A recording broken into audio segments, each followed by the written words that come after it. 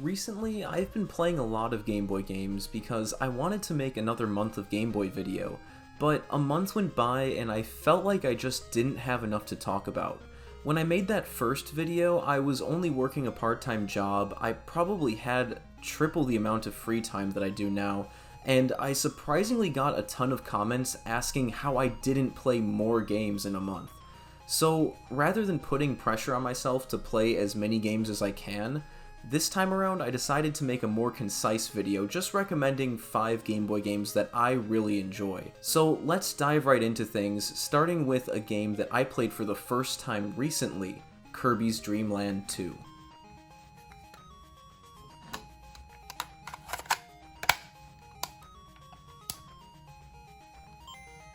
Kirby's Dreamland 2 is one of the first retro games I bought and completed after moving to Japan. Despite the big number 2 in its title, it's actually the third mainline Kirby game. It saw release in 1995 following Kirby's Adventure on the NES. I always find it refreshing to revisit classic Kirby games every so often because unlike the more recent entries, these games can actually provide a fair bit of challenge. Dreamland 2 is a surprisingly lengthier experience when compared to Kirby's first Game Boy outing. This time around, there are 6 worlds to blaze through. The game ended up taking me around 3 hours to beat, which is more than triple the length of the first game. You really did get more bang for your buck if you picked this one up back in the day. This was also the first handheld Kirby game to make use of the copy abilities, which are now a staple part of every Kirby game. It was also the entry that introduced the adorable animal friends. Think of them like getting a Yoshi in a Mario game, only they offer a lot more in terms of added abilities. Not only do they change the way Kirby moves, each friend can also be combined with any of Kirby's copy abilities. I found experimenting with these combinations to be a lot of fun. There really isn't too much else to say about this one though. It's just classic Kirby, plain and simple, and of course it's all super cute and charming. If you like Kirby and want a bit more of a challenge, you should definitely check out this often overlooked entry in the series.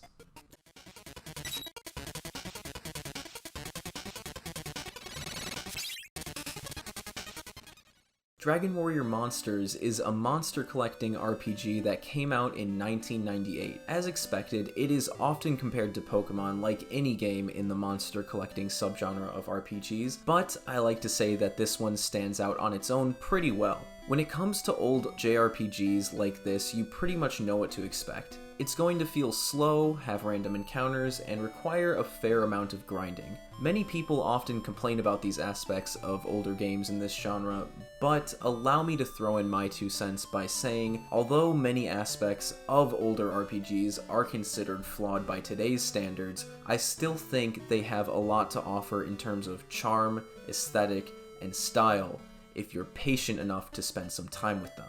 Dragon Quest Monsters is one of those old JRPGs that I'm glad I put some time into. I actually used to play this game a lot on my laptop all the time when I was bored during college lectures. Gotta get that attendance grade, right? I mean, gen eds were such a waste of time looking back on it. I'm glad I really didn't waste my time stressing over them. Anyway, the gameplay loop here is simple and addicting. You battle your way through dungeons and monsters will randomly want to join your team. Yeah, you really don't have much of an influence over who joins you. It's very similar to Yokai Watch in that way, if you've played those games at all. However, at the end of each dungeon, there's a boss fight with a powerful monster that is guaranteed to join your team upon defeat, and it's really satisfying to take down these tougher guys and then have them fight for you like 2 minutes after they were just kicking your head in. Once your team is strong enough, you can fight in the arena against other monster tamers. Each time you clear a rank, you unlock a new set of dungeons, and the cycle repeats. This game and its sequel received remakes on the 3DS, but unfortunately they never left Japan.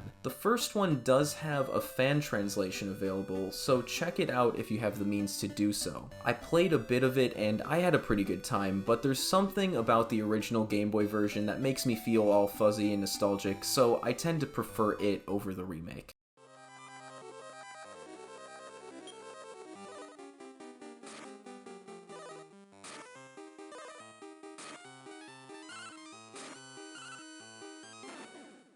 Kirby Star Stacker is a falling block style puzzle game put out by HAL back in 1997. Games like this were super common in the 90s, especially on the Game Boy. Because of this, I didn't really have high expectations going in. I found this one at a shop here in Japan for roughly $5 complete in box, and I figured I'd pick it up for the classic Kirby art if nothing else, but I was pleasantly surprised by just how much I enjoyed this one. The game is simple and really satisfying once you get into a rhythm. In order to clear blocks, you have to line up matching animal friends either vertically or horizontally, and all of the stars in between them will clear out. When you get a combo going, Kirby will throw out more stars. If those stars connect to animals, the combo continues. The game has 4 modes. The first is Round Clear, the main mode of the game and also my favorite mode. This has you clearing stages with a number of points required in order for you to pass. It also has cute little cutscenes and art every time a certain number of levels are cleared.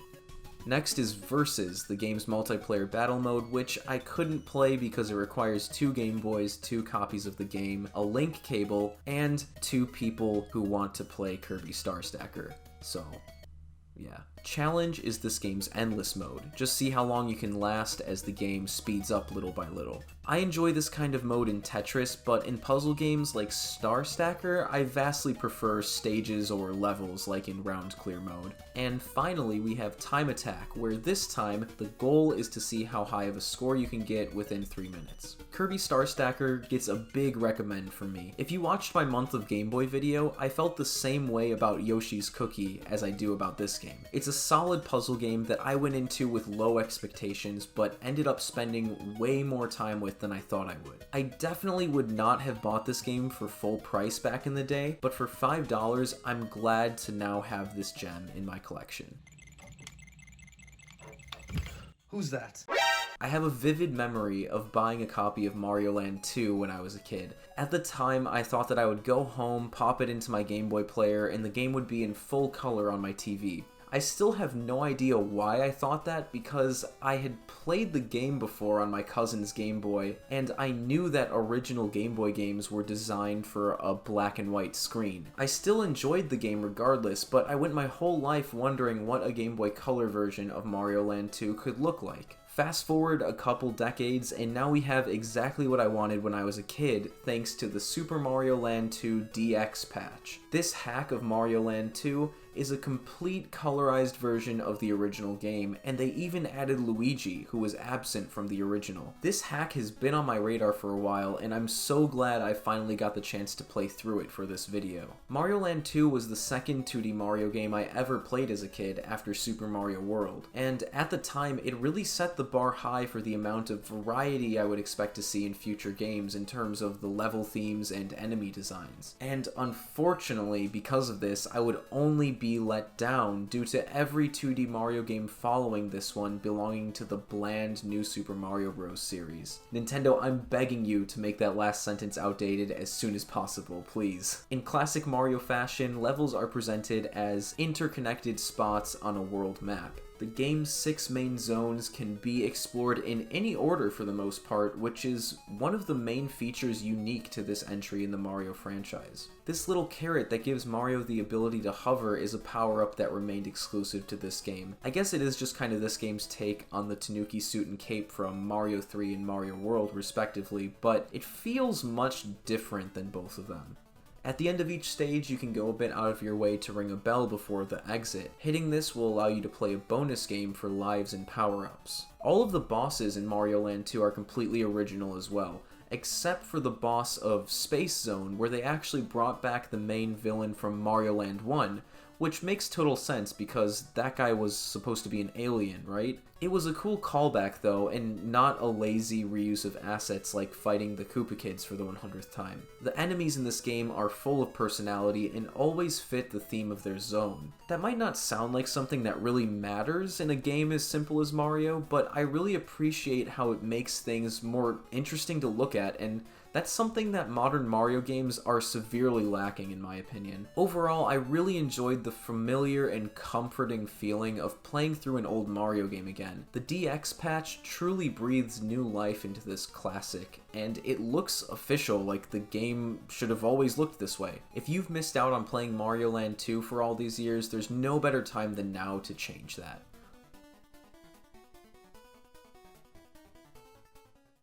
Like most kids growing up in the late 90s to early 2000s, I collected Pokemon cards. And then I kind of got addicted to the thrill of opening packs again when I hit my 20s. But I'm clean now, I swear.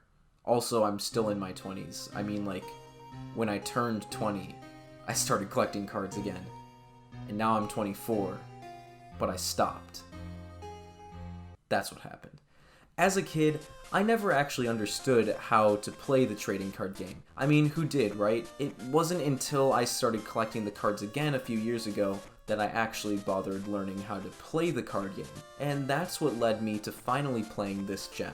The Pokemon trading card game for Game Boy is structured like an abridged version of a traditional Pokemon adventure. You choose between one of 3 starter decks, then set out on your journey to defeat the 8 Club Masters, then the 4 Grandmasters, and finally the champion. What makes it feel abridged is the way you simply select the location you'd like to go to on a map screen, rather than having a full interconnected world to explore. But that's okay because the game accomplishes what it sets out to do, and that's to provide a way for people to experience the Pokemon TCG without actually needing any cards or another person to play with. You can collect new cards to customize your first deck and even build new ones. Card packs are earned after each time you win a match, and you can rematch trainers as many times as you want, which is really helpful when grinding for rare cards. This game is a really fun way to learn the basics of the Pokemon TCG. Many people who play the modern TCG might find the mechanics to be a bit lacking, but if you're nostalgic for the early days of Pokemon,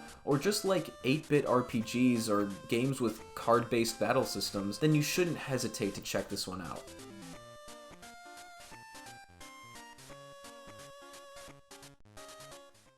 Hey everyone, I hope I've been able to pique your interest in some of my favorite Game Boy games that I just really personally enjoy. Let me know in the comments what some of your favorite Game Boy games are. If you liked seeing this style of video coming from me, let me know what other consoles you'd like to see me cover in the future. And finally, follow me on Twitter and Twitch. Links for both will be in the description. Anyways, guys, thanks for watching, and I will see you next time. Take care.